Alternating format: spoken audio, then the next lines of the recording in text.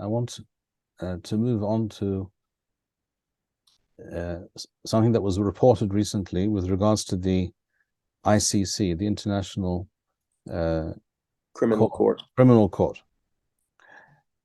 We all know that the radical left in Israel, which brought the country to a state of internal turmoil and paralysis over the 10 or so months before the outbreak of this war, the focus of their efforts being supposedly the question of judicial reform, but in fact their true agenda is simply to bring down a government of which they do not approve, despite the fact that it was democratically elected democratically and by it's obvious that a majority of the Israeli electorate wanted this type of coalition. Nevertheless, it's simply not to their liking, and therefore it obviously is illegitimate.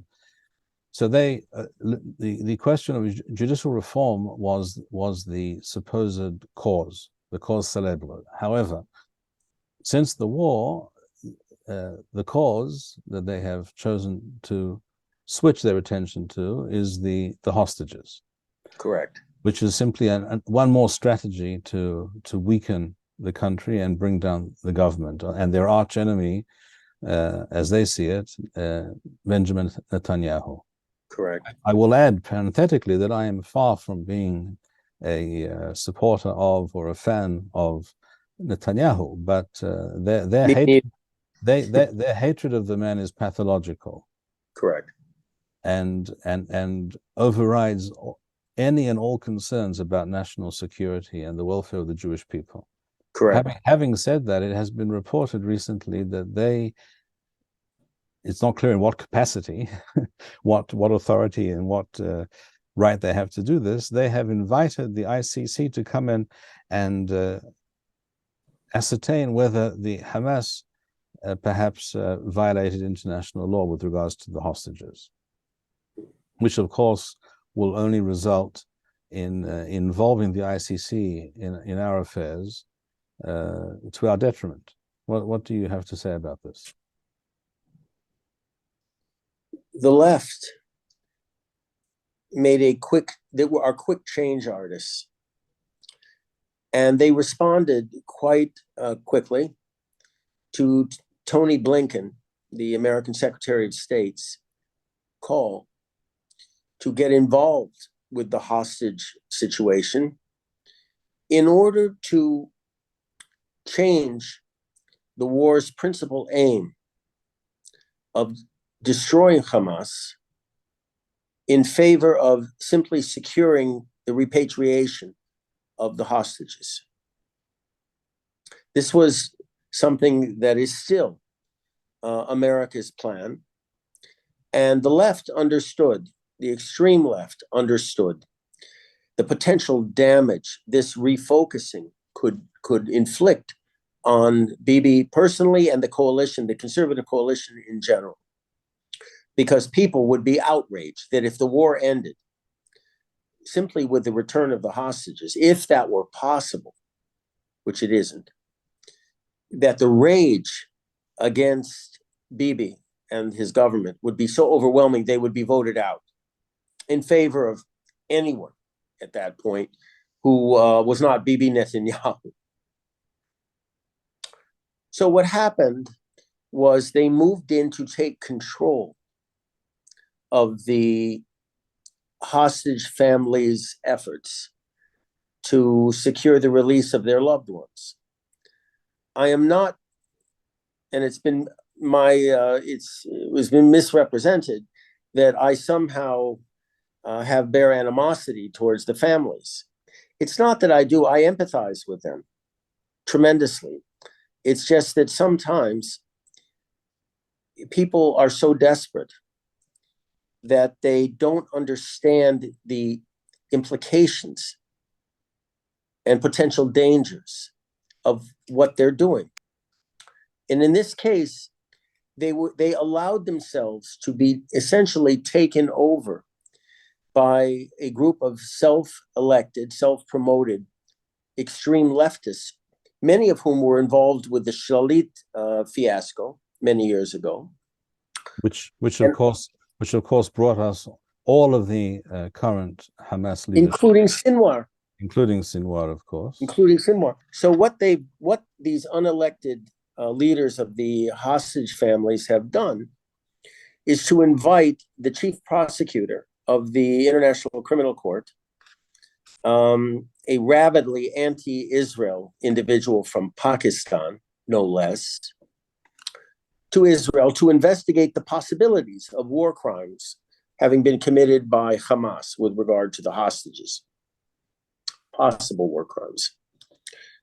Now, what is going to happen, and from what I understand, it has already begun, that the ICC bureaucracy is going to demand that they investigate the possibility of Israeli war crimes in Gaza against innocent Palestinian civilians.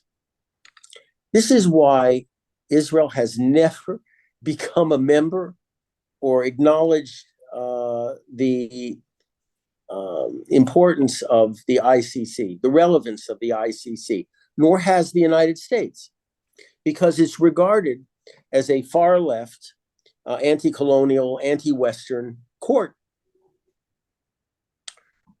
This is why, I mean, the ICC is constantly used by the Palestinian Authority, for example, as a bludgeon over our heads, that they should, for example, indict Israeli generals on the charges of genocide or war crimes, preventing them from traveling anywhere, even though we don't acknowledge their rule, their writ, and again, I emphasize, nor has the United States.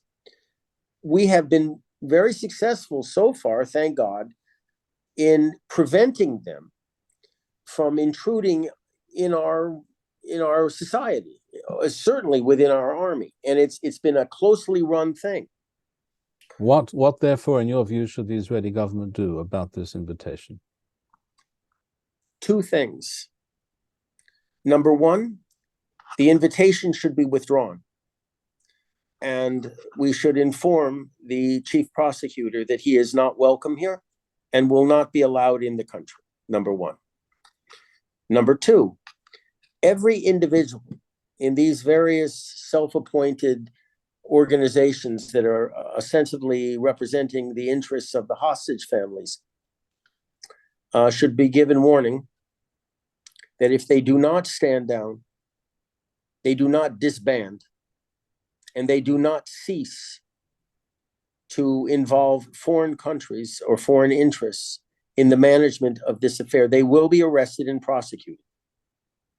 Now, the exact charges, I'm not sure right now, but I'm sure that there are many that can be brought against them. I don't mind the hostage families organizing here and going to the Knesset and being involved with my good friend General Gal Hirsch, his effort to secure the release of the hostages. This is what I had advised from the beginning, that it is the government which should have involved the families directly with General Hirsch's activities on behalf of their loved ones. Is it co-opting them? Yes. Why? Because I warned everybody, if you don't do this, if you don't involve the families directly with government efforts to secure either the release or to ascertain the status of their loved ones, the left will take over. The left will change the narrative. The left will undermine our efforts to keep the focus of this campaign on the destruction of Hamas, as opposed to what the Americans want, which is a ceasefire of unlimited duration so that we are in fact defeated. These people, for example, who protested so vociferously on the night the first hostages came out, well, I had a lot of friends that went to this demonstration in Tel Aviv, over 100,000 people, allegedly. And they asked everyone they could, were you members of the anti-reform movement before the war? Of course. I mean, it's fairly obvious what's going on. And by involving the ICC, what they're trying to do is not only delay, if not prevent, the destruction of Hamas, but they're also trying to undermine the credibility of the coalition government. And as some people might call that, well, treason. Some people might, and yes, some people. I would freely admit to being one of those people. Me too. So, as far as I'm concerned, the fundamental mistake that the government made was not including, to a larger extent, the families in the government's efforts to find or identify where their loved ones were, and allowing, in this vacuum, the hard left to take over and misuse the pain and suffering of these poor families to their own ends. And it has nothing to do with the repatriation of their loved ones. It has everything to do with the embarrassment of the government and the prevention of the government from achieving its principal war aim, which is the total, unqualified destruction of the Hamas terrorist organization. In the words of the Prophet, those